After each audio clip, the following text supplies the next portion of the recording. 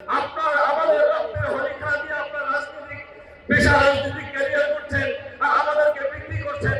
আপনারা কি আরেকটি প্রধান ইলেকশনের জন্য চান?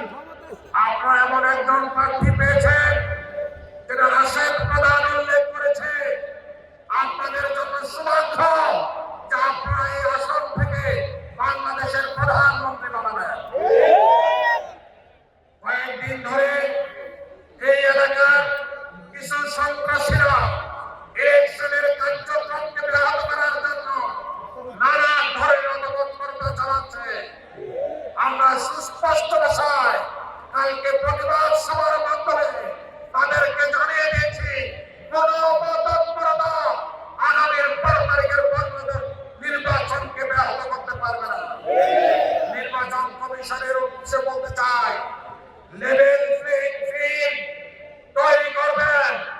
আজকে সকাল পর্যন্ত আমাদেরকে অনেক কার্যক্রম থেকে আপনারা বাধা দিয়েছেন, মাইক লাগাতে নিষেধ করেছেন, 3টি মাইক দিয়ে এত বিশাল জনসভা চালানোর কথা বলেছেন, অথচ সিলেটে শত শত মাইক দিয়ে নির্বাচন অনুষ্ঠান চলছে।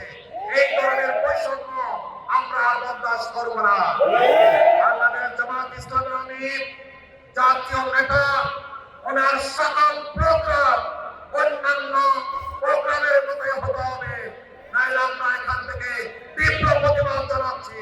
কোন ধরনের বৈষম্য বরদাস্ত করব না। আজকে আমাদের জুলাই যোদ্ধাদের মনের কষ্ট কেউ শুনতেও চায় না, আমাদের অধিকার তো কেউ দূরের কথা শুনতেও চায় না। সেই অবস্থায় আমরা রূপান্তর হয়েছি। আপনারা দেখেছেন ওসমান আলীকে নির্মমভাবে হত্যা করা হয়েছে। সে একটি ওসিয়ত করেছিল যে আমার বিচারটা করেন, তার বিচার করা হচ্ছে না। আমি বলে দিতে চাই, আপনারা আমাদের কাছ থেকে আর কত রক্ত চান? আপনার আমাদের রক্তের হরিখা দিয়ে আপনার রাজনৈতিক পেশা রাজনৈতিক ক্যারিয়ার করছেন আর আমাদেরকে বিক্রি করছেন। যুগের পর যুগ, কত বছর কত সাল আমরা এভাবে দিয়ে যাব। আমরা সাংবাদিক করে অসংখ্য ভাই শাহাদাত বরণ করেছে, 2006 সালে আমি বইটার মাধ্যমে শাহাদাত বরণ করেছে এবং 24-এর যুদ্ধে প্রায় 2000 লোক শহীদ হয়েছে। অসংখ্য শহীদ ভাইদের পরিচয় জানা যায়নি। সেই সব পরিবারের খবর আপনারা নেন না। আমরা চেয়েছিলাম বিচার বিভাগ স্বাধীন হবে, আমরা বিচার বিভাগ স্বাধীন পাই নাই। আমরা ভেবেছিলাম যে রাষ্ট্র সংস্কার হবে, রাষ্ট্র সংস্কার হয় নাই।